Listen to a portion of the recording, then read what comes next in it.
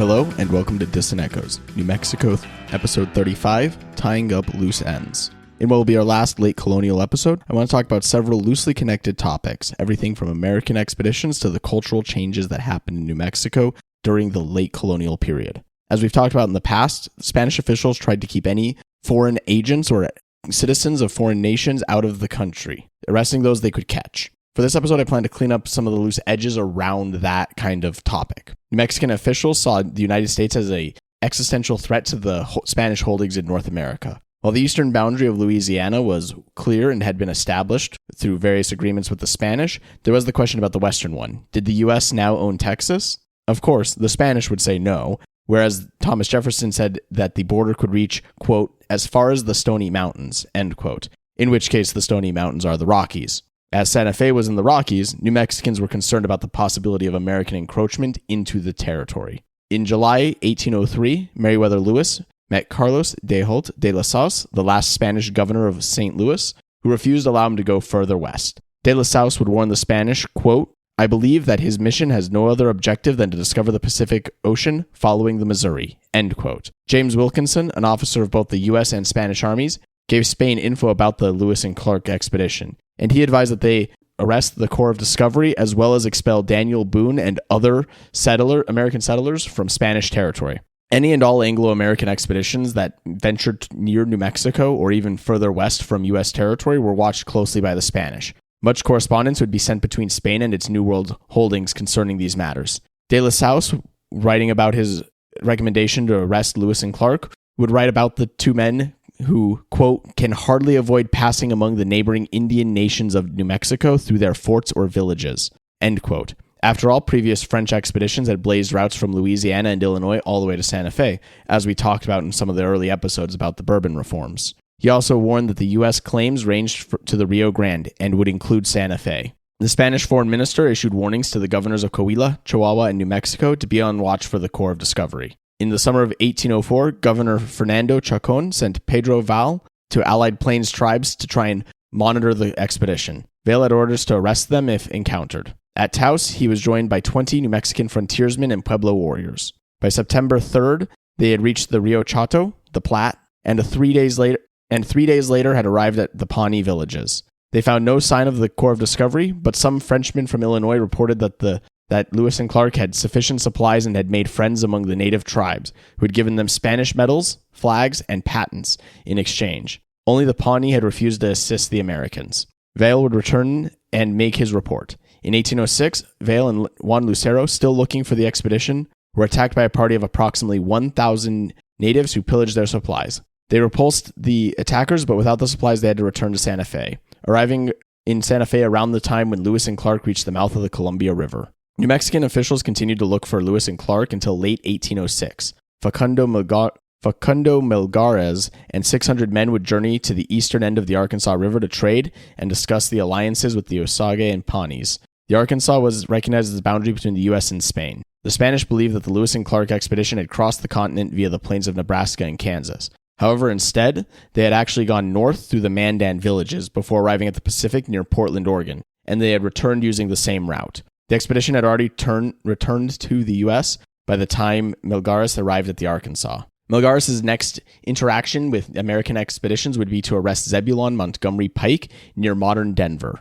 Zebulon Montgomery Pike was barely 30 when he went on his great expedition across the Southwest. He was born January 5th, 1779, near Trenton, New Jersey. In 1805, he was sent on an expedition which had the objective to find locations for military posts in the newly purchased Louisiana Territory. He was a lieutenant and 26 at the time. This led to him being sent in 1806 to free captives of the Osage Nation. His task in 1806 also included providing intelligence on the newly purchased land to the U.S. government. Pike would, in the end, provide good maps and data on how far he traveled, the weather, and anything else of note. However, some of these items would not be returned to the United States until many decades later, as we'll talk about later in this episode. For the second expedition, his plan was to follow the Missouri and Osage rivers and overland across Missouri and Kansas to the Republican River. He would then march to the Arkansas and follow that to the Colorado, where he'd cross the boundary of Louisiana just south of Alamosa, Colorado. He would try to summit a peak in November 1806, presumably Pike's Peak, but his men were ill-prepared and were forced to turn back. Pike would keep moving south until ill-supplied. He was forced to build a fort on the Conejos River, not far from Santa Fe, where they waited until the Spanish came to arrest them. To kind of back up a bit, in that, by January 1807 of the expedition, they were living hand to mouth, getting whatever food they could catch or find on their march south. In late January, they would be forced to leave 2 men behind, and in early February, they would begin establishing the stockade on the Conejos. They had a doctor that was traveling with them as a civilian, but also part of the expedition, and they would send him to Santa Fe basically on the pretense to get help. And the whole story they came up with was basically that there was a man in Santa Fe who owed this doctor a debt, and he was going to collect it. Really, he was probably helping them get help. And by the end of February, the Spanish had arrested the expedition. One of the big debates surrounding Pike's entire expedition is if he was secretly a spy for the Americans, so that they could prepare for an inevitable invasion of Spanish territory. The Spanish thought that his astronomical observations and other notes he had taken were clearly a code, but there's little to no proof that actually exists that confirms he was a spy. And frankly, if you look at the expedition as a whole, not just its portion in New Mexico, he did a pretty bad job of being a spy. The expedition did not bring any mountain men or other experienced guides that would help them. At the end of the day, they were forced to get help from the people they were trying to spy on. And if you look at his maps, as we have them now, he had lots of notes in there about what rivers he thought he was following.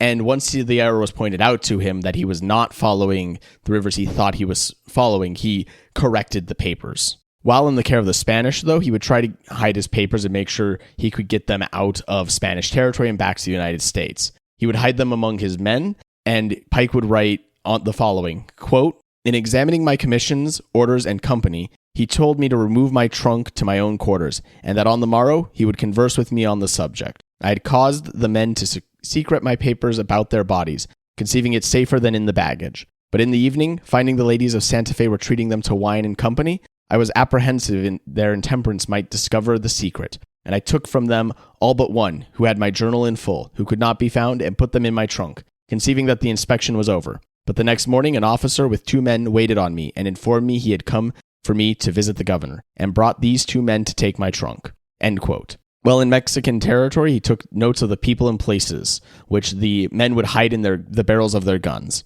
Overall, he would be taken from Santa Fe to Chihuahua, where many more of his papers were confiscated, and these papers would not be returned to the U.S. government until 1910, almost 100 years after his expedition. The Spanish would then eventually send him to Nachitoches back in American territory. And in 1810, he would publish a report of his full expedition. While his main goal was to achieve wealth with his report, he didn't really achieve that. He did, however, achieve lasting fame, most notably Pikes Peak, Colorado, which still bears his name. In 1813, during the War of 1812, Pike would be commanded to take York, modern-day Toronto, and while he would take the fort, Pike would be wounded by an explosion of the magazine and would die later that year. Between both expeditions, as well as the French expeditions that we've talked about, the Spanish had one simple goal. They wanted to control the amount of information that their potential political rivals in the region had on their territory. By limiting that, they were hoping that they would maintain the military and political advantage that allowed them to keep the territory. While these rivals, such as the United States, Britain, and France, did have designs on Spanish territory in North America, there's little evidence that certain expeditions like the Corps of Discovery or Pike's expedition had designs specifically on New Mexico and were trying to gather information on that territory. While they did bring that information back anyway, however. Before we kind of finish off this kind of tying up loose ends in the late colonial period, I want to talk a little bit about cultural changes in New Mexico, kind of shift our topic over there. Pretty much from the start of New Mexico as a Spanish colony, New Mexicans were transitioning from the settler soldier who conquered the territory and settled it to Spanish citizens. And this self-definition and transition from this would be most apparent and felt from roughly that period in the late colonial to the early Mexican period of 1780 to 1820. After 1760, another change would be that ethnic divisions would become more important, where prior to that, there was a lot more mobility one could get despite their ethnic background. And intermarriage between different ethnic groups within New Mexico would begin to drop off in the 1760s and beyond. By the 1800s, almost everyone would be marrying within their ethnic group. Although some cross-pueblo marriages did increase, one problem with a lot of these marriage records is that they're flawed. As the person asked what their ethnicity was, could answer in a way that would improve their status, and to some degree could use that to push themselves up within the Spanish caste system, which we talked about in our summary of the early colonial period in New Mexico. There's also another problem with our quality of data. So the people who took the 1790 census were much more rigorous than the missionaries who kept our marriage records, which is one of the primary documents we use to figure out, populations and what the ethnic and makeup of New Mexico looks like. And really one big problem that came from these bad records and people using selective answers to increase their status is that there were really two categories that it would all collapse into by the 1800s, late 1700s, and that is Vecino and Indian. Unlike other areas, there was not the same movement of peoples of different ethnic groups to create integration like you see further south in the core of Mexico. There was a constant stream of non-Spanish people to Spanish villages. Bourbon policies that economically marginalized and Pueblo cultural boundaries helped maintain this kind of Pueblo Spanish division and cultural autonomy of both groups. Starting in the 1760s, you also see that these racial and ethnic lines will morph into class lines. And you also see things like the 1760s are the last visit from a bishop of Durango who actually went to the territory. Among the crafts, which I would consider part of the cultural development of the colony, this kind of late 1700s period is when the Laguna Centero was beginning work, and he was one of the first centeros. And basically what he was doing was he was taking Mexican religious works and translating them into a simplified version that would work on the new softwoods that were available in New Mexico. Some other things like furniture, which would also be very linked to the culture that created it, don't date back earlier than the late 1700s, but they did have two innovative types of furniture that were unique to New Mexico, the framed chest and the arenero. New Mexican chests in general tended to have low reliefs. Again, this is due to the type of wood used. Softwoods needed different tactics than you would use on hardwoods. I'm not a woodworker, so I'm not going to claim to really deeply grasp that understanding. Another thing that was used is that very little iron was used in New Mexican chests at this time because iron was still very rare. Another kind of stylistic marker is that a lot of these chests were put on legs, which would allow them to do things like double as chairs. And then depending on where you were in New Mexico, whether it's the Rio Arriba or the Rio Abajo, you might have slight stylistic differences. Another big change that was happening in New Mexico is that the friars were starting to move away from the pueblos and focus more on the settlers. This is mostly due to demographic changes, as we've talked about in previous episodes. Things like smallpox and influxes of people from further south, as well as the plagues like the smallpox epidemics we've talked about, would allow the Spanish population to surpass that of the Pueblo population. And with that, the Franciscans would begin to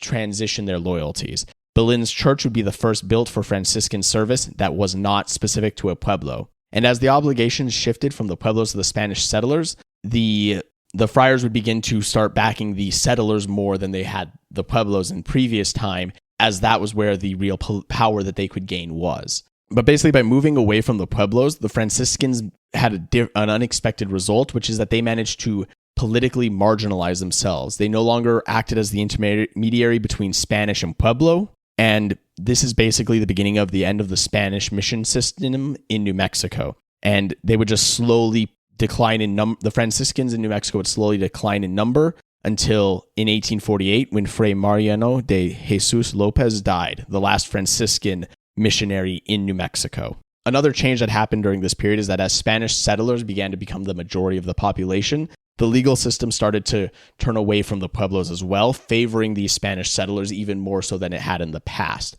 as there was less and less concern about a large Pueblo revolt-style uprising. You also start to see in this period that the Pueblos start to practice a compartmentalization of themselves and their traditional beliefs and the outside world. To grossly oversimplify this, it's, that on one half you have Pueblo things and on the other you have European, Spanish, or later American things, and they kind of exist in two separate worlds.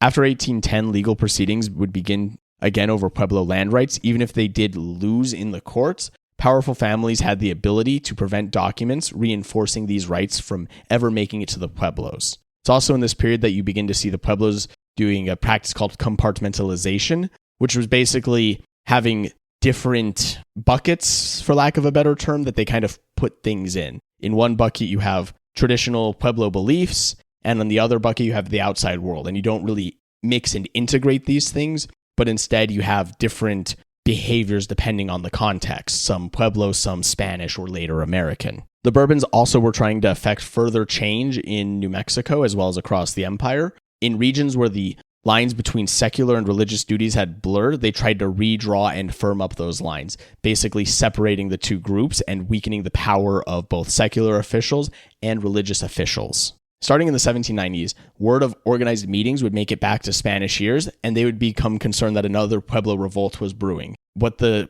Puebloan defendants did to kind of prevent the Spanish from getting anywhere is they each gave different testimonies. Basically what they did is to blow smoke in the Spanish eyes and keep anyone from really understanding what these meetings were about was they kind of each gave a different testimony that didn't really corroborate any of the incriminating evidence against them. And sometimes when abuses did get excessive, the Pueblos would bring charges against an individual. And usually they brought this as a unit rather than individual against individual. Some cultural changes among the Pueblos also occurred during the 1700s. Those with the most contact with the Spanish would begin to shift more from a more matrilineal structure to a patrilineal or bilateral structure of society. Ritual roles now became less complicated, and this may be due to internal instability, such as things like the epidemics that were ravaging the colony. Monotheism would also come to affect the Pueblos. From When Jesus Came, the Corn Mothers Went Away, quote, the more common idea among the Pueblos was a female theory of origin, which explained that when Padre Jesus came, the Corn Mothers went away, end quote. Essentially, that Christianity replaced some of the old ways. And some of the cosmology of the Pueblos would change and adapt in response to Christianity to better combat the influence of it, as well as provide counters to that theism. And some friars that were martyred would be incorporated into the Cachinas, and it would not be until the early 1700s that compartmentalization of dividing Pueblo and Spanish beliefs would happen to Christianity, where it would be put in the Spanish bucket. There was still attempted repression of Pueblo religion during the 1700s, and the goal was to drive it underground. There was also the discussion of what the proper behavior of Christianized indigenous people was. The refusal to allow them into the ranks of the clergy would hinder fusion of the two religions, which probably hindered recruitment efforts among the Christians, as well as repression of the religion. Throughout the 1700s, the Pueblos would begin to isolate themselves as much as they could. During this late colonial period, there were essentially four classes in the colony: nobles, landed peasants, Janizarios, and Indians. Of the 13,000 people who married between 1693 and 1846, only 76 said they had parents from outside of New Mexico. Of these, 10 said their parents were from Spain. Regardless of heritage, the nobles did enjoy special privileges. Despite formally being outlawed, slavery of indigenous people was still practiced on the far edges of the Spanish Empire. While nominally for 10 to 20 years, it was often truly perpetual, as you would then owe debts that would basically keep you in your servitude forever. The Spanish had learned lessons from the Pueblo Revolt. They knew there were limits to the amount of exploitation they would be able to get away with and that the Pueblos would tolerate. And so they were forced to look elsewhere for groups to exploit. And beginning in the 1700s, as we've talked about, the Plains tribes would begin to regularly visit Pecos, Taos, and Picaras to trade goods and people. Slaves would become a medium of exchange and a substitute for Puebloan labor. The Spanish crown was forced to pay for the wars with the Plains tribes, and these were wars that the elite in New Mexico had little reason to end. They allowed them to capture more slaves to integrate into their households, as well as other goods that they could then sell either in Mexico or to other tribes that they weren't currently at war with. Navajos, Apaches, and Utes were the bulk of these slaves that the Spanish captured. And hard times would sometimes drive indigenous people to join Spanish towns willingly, whether they were nomads or Puebloans. Slaves overall were marginalized and ripped from their ancestry in a society where ancestry was everything. There was some legal recourse for slaves when their basic needs were not met, as their master was supposed to civilize them, quote unquote. At best, in response to these abuses, though, they would get a new master. Female slaves were overall preferred by the Spanish elite. Male slaves were more troublesome because of their culture and quote unquote desire. The male slaves were worked harder and often attempted to escape whenever possible. Escaped slaves were considered extremely dangerous, since they could more easily exact revenge. They knew the layout of their former master's home as well as their habits and routines. The Spanish tried to keep the number of enslaved men low by shipping them off elsewhere in the empire. Lineage investigations in marriage were to help keep division of dominant and subjugated groups. Starting in the late colonial period, around 1760, race was an important factor in marriage partners. Starting in 1800, it would be the determining factor. A concept of honor or virtue determined the pecking order within groups, as well as what the groups themselves were. Honor belonged collectively to the family, and the patriarch was responsible for the actions of his family. It also described gender roles. Honor was strictly male, and shame was strictly female. In some cases, shame and honor were synonyms, depending on the context. But only men could have honor in colonial New Mexico. If a woman lost her virginity, she lost the ethical qualities that stemmed from it, and such brought dishonor on the family, something that she could not ever recover. There were kind of 4 parts of the body that were associated with honor: the head, the heart, blood, and genitalia. The head was where honor resided, such as the crown on a king's head. Honor was paid by bowing one's head, taking off your hat, or if you were a woman, covering your head. A bald head signified shamelessness. The heart was for personal desires. Blood, the essence of life, was the vehicle that was used to deal with lost or to gain honor. To quote from When Jesus Came, the Corn Mothers Went Away, quote, "Blood is the soap of honor," end quote. One way honor was maintained was by keeping your women chaste, and it was gained by sleeping with other men's women. The way they kind of tried to do this was seclusion of women to keep them from, obviously, being dishonored. While men could gain honor, women could not gain purity. Seclusion was really only an option, though, for the aristocrats. And there were some groups of women that were absent from this, such as soldiers, where it just wasn't practically possible for her to be isolated while her husband was out on campaign, or those of merchants and other travelers, where the man of the house was absent, his wife would have to take over the duties of the house. In cases of seduction, where the daughter was seduced by the man, the father basically only had one option, which was to demand marriage, assuming that the two people were of similar regions of the hierarchy. Otherwise, the father would be seen as weak. Endowment was also an option in some cases, where some form of compensation was used.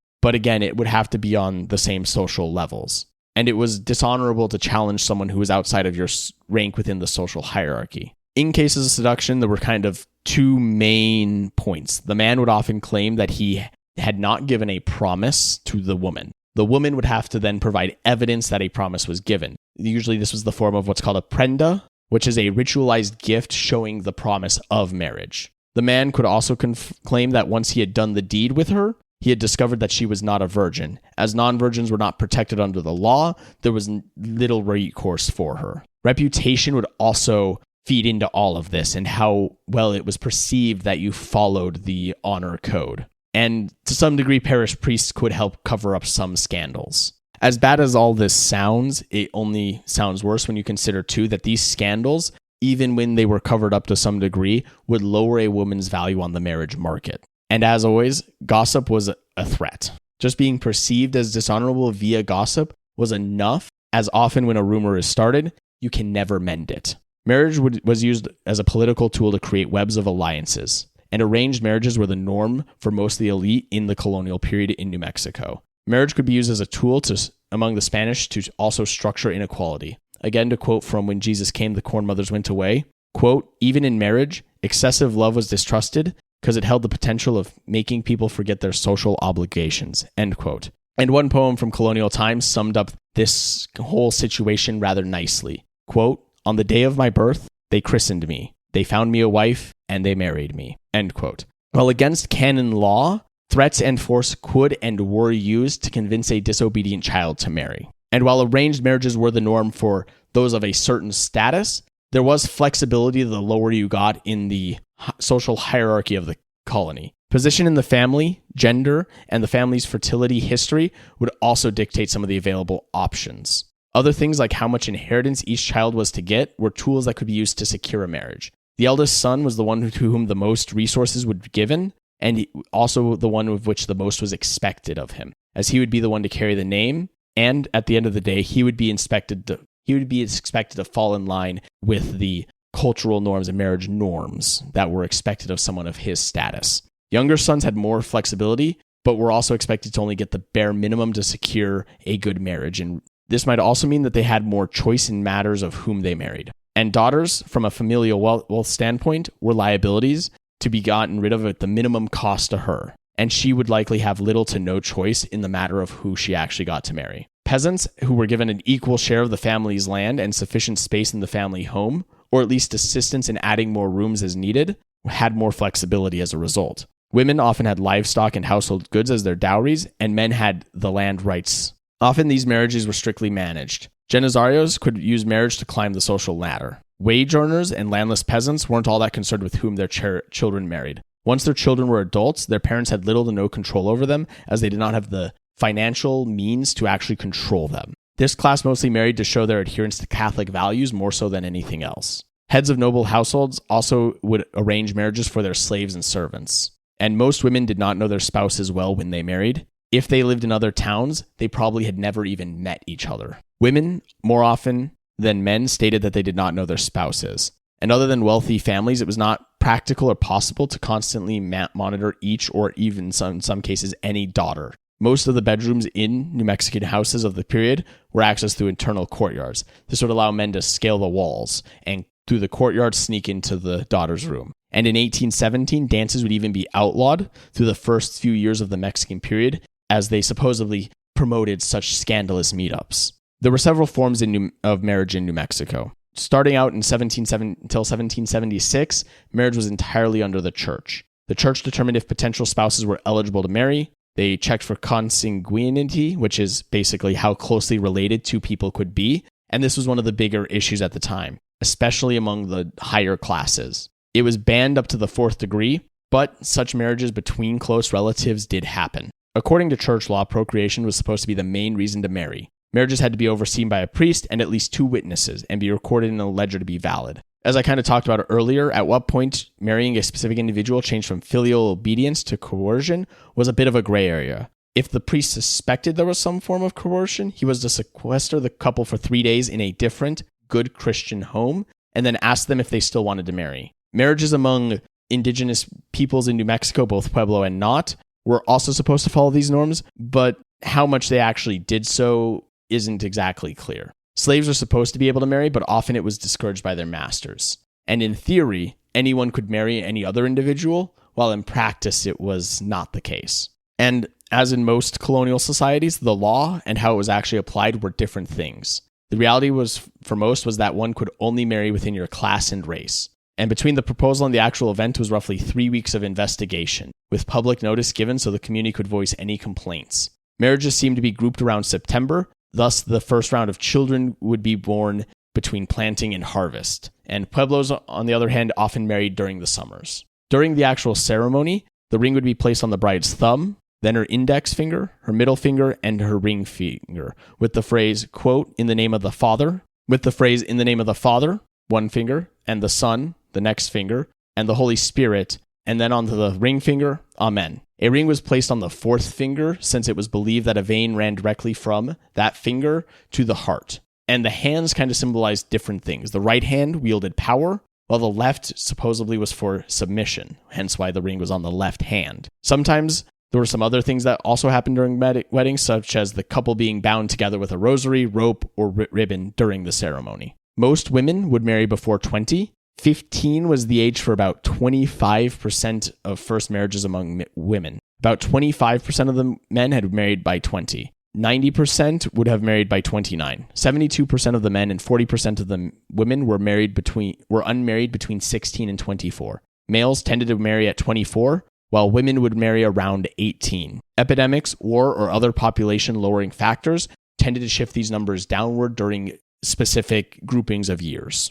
Social class is a large factor of age at marriage for women. After 1770, age differences between spouses do begin to drop off, though. Women would outnumber men after this period, which may have helped affect some of that change. 90% of the marriages were to someone who was in the same town. When a spouse died, men quickly remarried, where women did not. Men almost always chose to marry young women from the age ranges of 14 to 22 as their second wife or subsequent spouse. Women had a better chance of remarriage the younger they were widowed. Few, man or woman, married 3 times or more. The abuses of the Pueblos by their alcaldes could be summed up with a quote from Fray Andres Varro from 1751. Quote, "O land and kingdom of New Mexico, so long oppressed, humiliated, and persecuted, so often not governed, but tyrannized over by these unworthy chiefs." End quote. In December 4th, 1786, the repartimiento, forced labor levy, was abolished. And after 1788, the crown tried to push the church out of marriage,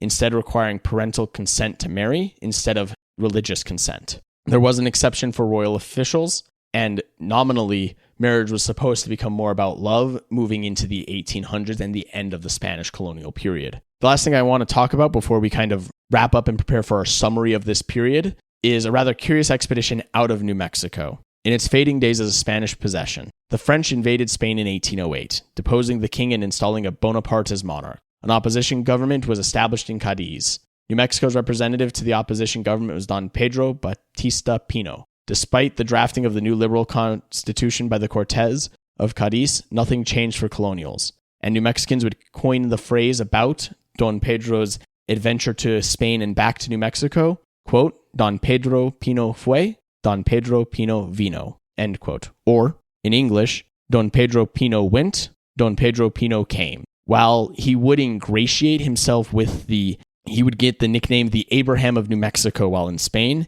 and he did write or at least assist in the publication of endearing descriptions of New Mexico that would be presented to the Cortes, entitled The Exposition on the Province of New Mexico, 1812. While overall, his adventure did not have much effect at the time, as little would change for the New Mexicans on the ground until Mexican independence, this book that he published does remain a significant narrative of what life was like at the time in New Mexico.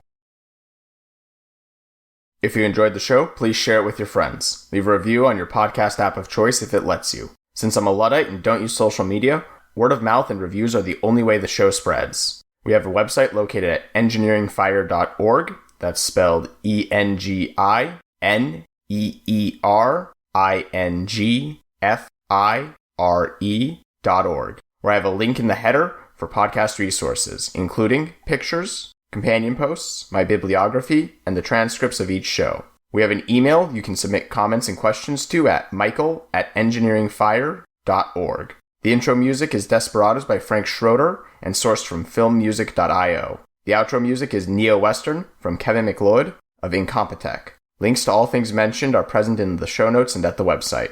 And thank you all so much for listening, and I will see you in the next episode.